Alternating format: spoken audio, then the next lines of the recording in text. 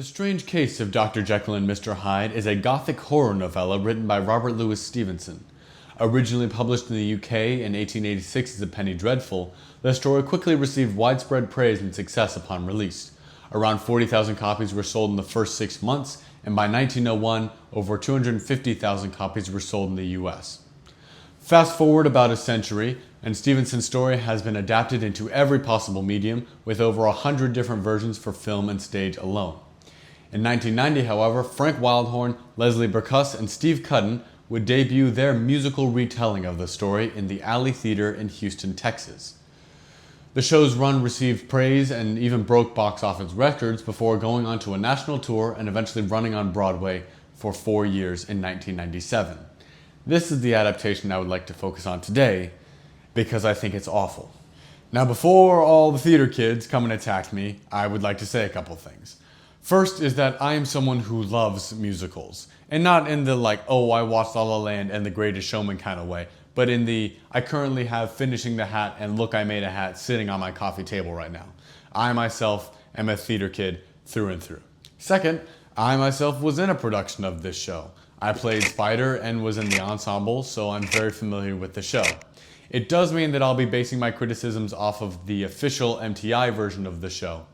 And it especially means that I'm not trying to bash or mock anyone who enjoys this show. I had a lot of fun putting it together and performing it, but the longer it sat in the back of my brain, I've just kind of realized how much stronger of a show it could have been. Third, I understand that this show is largely supposed to be a melodrama, which is a style that favors spectacle plot moments over emotional character growth, but this show's complete lack of it is kind of hard to ignore, but I'm getting ahead of myself. Lastly, this video will be broken up into 2 parts, the first discussing the book and the second the score. In each part there will be subsections to discuss the finer elements of each. I've tried my best to keep the sections as separate as possible, but the content of each is going to bleed into each other at least a little, I think. Now, without further ado, let's get into it. Also, spoilers, but you know, the book's 150 years old, so.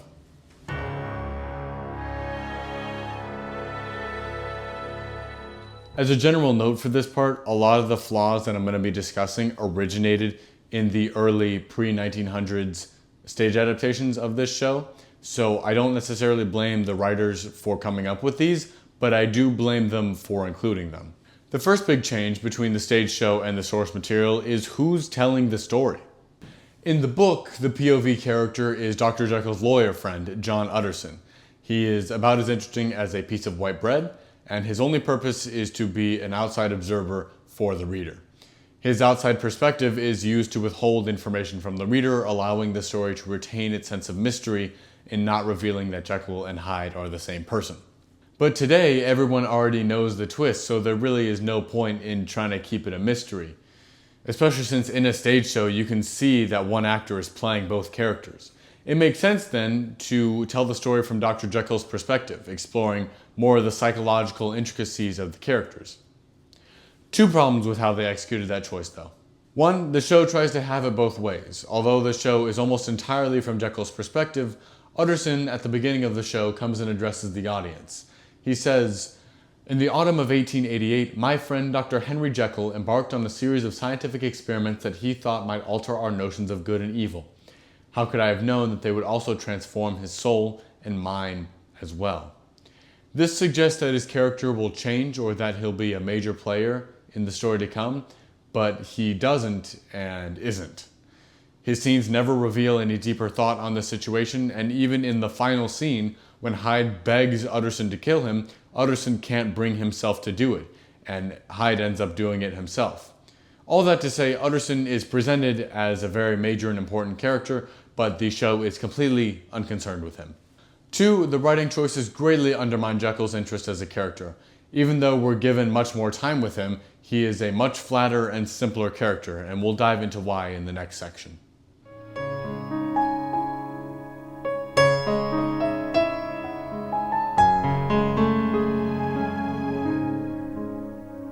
In the original story, Dr. Jekyll is an individual of high standing in his community. Both he and his work are very respected. He is, however, a deeply repressed individual and has struggled with unspecified base urges all of his life. When he creates his elixir, his desire is to create a persona he can use to carry out those urges uninhibited.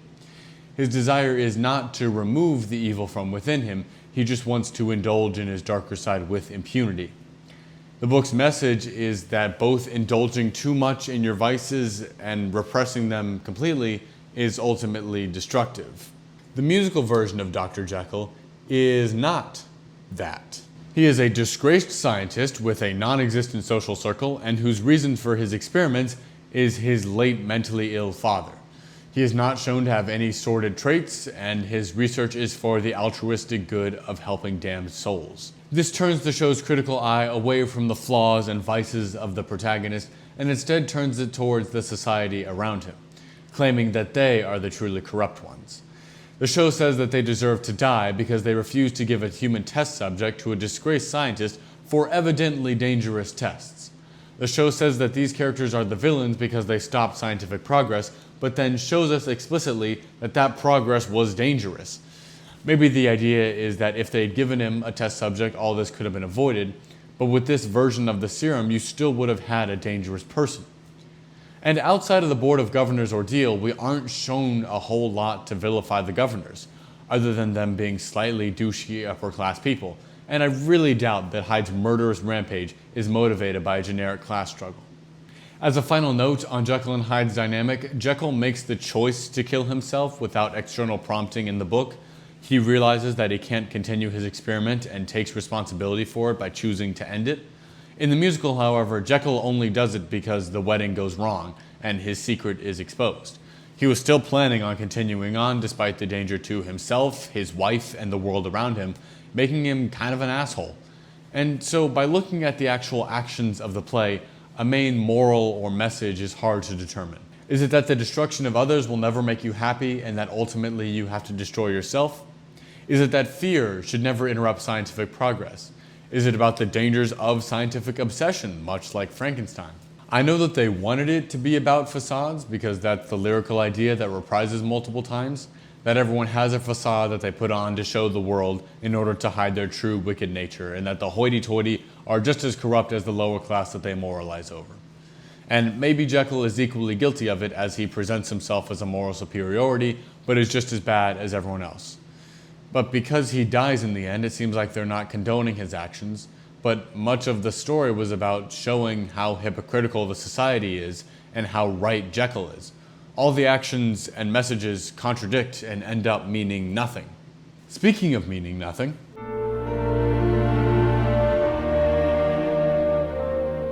another large problem that this show has is its incredibly flat characters. Their motivations are as non-existent as their arcs. Instead of analyzing all the characters to show this, though, I'd like to solo out one of the titular characters to prove it. Edward Hyde has the most egregious lack of motivations of anyone in this show. I hate to keep bringing up the original book, but it handles Hyde's progression really well. When Hyde first spawns, he originally starts under Jekyll's control. As Jekyll indulges more, Hyde gradually gets more extreme and it gets harder for Jekyll to control him. It even gets to the point where Jekyll transforms into Hyde without the chemical. Jekyll's demise comes because he and Hyde have reached a boiling point, and Jekyll can't continue without ruining his good standing or without harming others. In the musical, however, one of the first things that Hyde does is kill someone, specifically the Bishop of Basingstoke, one of the people who serves on the Board of Governors for the hospital that rejected Dr. Jekyll's proposal. This robs Hyde of a progression and of the show of its ability to grow its tension. If they had slowly built up the severity of Hyde's transgressions over the evening, it would give Jekyll a much more worrisome threat and force him into action near the end of the show. But if he's always been murdering, then why is he more dangerous at the end than the beginning? They turn Jekyll's serum into a make you evil potion instead of a drop your inhibitions potion. The murders themselves also hold no weight because there is never an external consequence for them. There is never a threat of repercussions from the law or anyone exposing his identity, just Jekyll being kind of worried about it sometimes. The most that we get is the opening of Act 2 called Murder, Murder, where townsfolk come together to say how scared they are of the murder that's going on. However, even they say that the police can't do anything, so Jekyll has no reason to be worried about the consequences. Also, by removing Hyde's buildup, you remove Jekyll's reasons for becoming Hyde after the first encounter. When one of Hyde's victims, Lucy Harris, goes to Jekyll for treatment, she says that a Mr. Hyde attacked her, indirectly informing Jekyll that Hyde is dangerous. But then, in the very next scene, Hyde is back and kills the bishop. No reason is given for why he indulges again. On the subject of Lucy and Hyde, no mention is given for why Hyde is interested in her or why he kills her.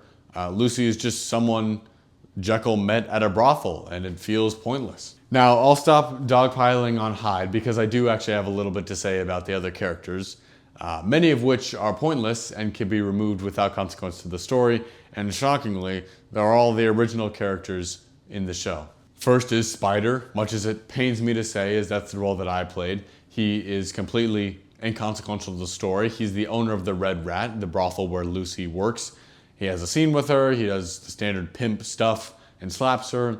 He never shows up again, and that isn't even what motivates Lucy to go see Jekyll. It's her encounter with Hyde that does that. Next is Simon Stride. He seems to also want to marry Emma, who is Dr. Jekyll's fiancée, but that never materializes into a real concern, as Emma is always and entirely devoted to Jekyll. Emma and Lucy, Jekyll and Hyde's respective love interests, are also completely flat.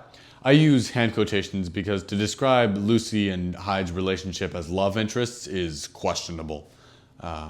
They both have no distinguishing character traits other than being interested in the male protagonist and gaining his affection.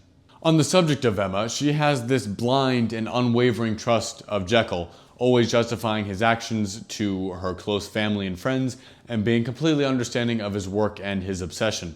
Yet Jekyll does nothing to warn her of the danger that he has created. We aren't shown any reason why she trusts him this much or the origin of their relationship, but she does, and it just kind of makes Jekyll seem like an asshole for not telling her of the danger that he knew he was becoming. So overall, the characters are flat and unmotivated, but hey, at least the music's good, right? This part is less focused on why I think the musical is a bad adaptation and more on why I think it is poorly written in general. For this part, I'd like to focus on the most salient part of the score, being the lyrics. The general way that musical theater works is that characters talk until their emotions get too intense for talking, and then they break into song. A good theater song will express the deeper complexities of the emotion and then motivate that character to do something or decide on something. There are many exceptions to this rule, and it's not the only time a character will sing. There are list songs, I want songs, I am songs, etc. But generally speaking, musical theater songs should have the characters at some emotional high point and then motivate them to do something. A great example of this is Epiphany from Sweeney Todd. Both shows are of a similar gothic, melodramatic style, so I think the comparison is apt. In the number Epiphany, Sweeney has just missed an opportunity to exact revenge on a man who has completely ruined his life. He begins by telling Anthony to get out, then Mrs. Lovett comes in, they exchange a few lines, and then Sweeney's rage boils over, causing him to bust into song. The music and lyrics show the cause behind his fury and psychosis in his brain, and he is motivated to murder everyone in London, not just the man who wronged him. It's a great song, a great scene, and it's exactly how a musical number should work. Using that as an example and a framework, I'd like to examine some of the major numbers from this show and explain why they fall short for me. These problems are pervasive in every number, but I'm only using the most recognizable ones to prove it. Bring On the Men is Lucy's first number in the show. Lucy is a prostitute at the Red Rat, a place which is described as one of London's lustier and more celebrated brothels. In this number, Lucy sings for 5 minutes about how much she likes to please men, but it evinces no depth in her character, and the song just goes nowhere in its idea. This is the moment before Jekyll takes his serum and transforms for the first time. Each of the 6 verses in the songs are just repetitions of the same idea that this is the moment, and that it was difficult but worth it, and it just drags and drags. The writers attempted to breathe some life into the song by adding some obligatory and ham-fisted key changes, but it still feels thin and pointless. This is a good time to mention the generic nature of the language of much of these songs. They almost never reference the people or places or events from the show. They're written in a way that could potentially be played on the radio. And maybe that was what the writers wanted, but in terms of delivering the emotional depth and complexity of the story, it falls flat. The weakness of the lyrics also in turn harms the book, as Jekyll doesn't show any depth in his songs and never actually reaches a decision or an action, so he isn't really an interesting character. Confrontation. This song is tricky because it is simultaneously kind of the best number and also the worst one. Confrontation is the climax number of the show, and it is definitely the fan favorite. It's the moment where Jekyll and Hyde finally talk to each other and they get to duke it out. And the reason people like it so much is ironically because it's the one that's the most inextricable from the show. It couldn't be on the radio. Its lyrics are pointed and specific about the characters, and in that sense, it's one of the best in the score. On the other hand, it is one of the worst in terms of progression. These flaws actually stem from the book, since Jekyll has been presented as nothing but symbolically good and Hyde as symbolically bad. The two characters don't feel similar at all, and there's no tension when they're compared. It honestly feels like two children kind of just hurling insults at each other. If, like in the original book, we had an idea that Jekyll did actually have repressed desires and things that he was shameful of, then this number would actually hit harder, because you would actually feel like a man battling internally, trying to distance himself from his sin. You could also have had Hyde seductively enticing Jekyll into this sinful life, into depravity, but then Jekyll resisting at the end, therefore reaching a decision at the end of the number, breaking free and deciding to end the experiment. But he doesn't. Additionally, Jekyll never had any control of Hyde in the show, so this just feels weird that they're having this exchange now. It feels like two unrelated characters just pointlessly arguing. They feel the same way as they did before, and they have no indication of what they're going to do in the next scene that they're in. So overall, the songs only express a singular idea that stays static through the number. There's no character growth in them, and no motivation, no nothing. There's no gravitas to them, but at least they make fun audition songs. This is the moment. I don't really have an overarching theme for this section, just some quick points to bring up. The composition of the songs is very generic and borrows heavily from the style of the power ballads that were popular in the 90s. It's not inherently a bad thing, it just doesn't serve the grimy, gothic London characters. Subsequent productions have greatly emphasized the rock textures and timbres of the score, but it still kind of comes off dated. This point is proven most, again, by Confrontation, the fan favorite. It's the most dynamic and dramatic song, with tempo and rhythmic changes. Its orchestration is also super theatrical, and songs like Someone Like You and Take Me As I Am are just as forgettable as their titles. Within the work itself, there are often a lot of repeated melodic and musical ideas, and normally that would be a good thing, but in this show, they're not really tied to any specific character or idea, so it kind of just comes off as the creative team was running out of ideas. And finally, the amount of just slow rubato ballads really makes the show feel extremely sluggish. I have no idea why Lucy gets a ballad in Act 2 about the new life she's going to live right before she gets killed. I suppose it's to heighten the tragedy of her getting killed, but that doesn't really hold any weight since we don't know why Hyde is killing her. The song is also the first time she's had any desire besides wanting to be with a man/Henry. So it's a very one-dimensional one, and the song feels out of place.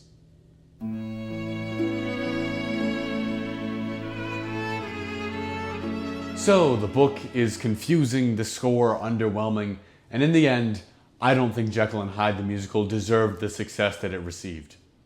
As Robert Louis Stevenson's biographer Graham Balfour wrote about the original book in 1901, the success was probably due more to the moral instincts of the public rather than to any conscious perception of the merits of its art. Jekyll and Hyde the musical tried to be deep, but it turned out to all just be a facade. Or not, I don't know. Maybe the show is great and I just didn't get it. If you've made it this far in the video, first of all, wow. And second of all, why don't you go ahead and like and subscribe? It would really help me out a lot. If you have some thoughts that you'd like to share about the show or you disagree with me, leave it in the comments below.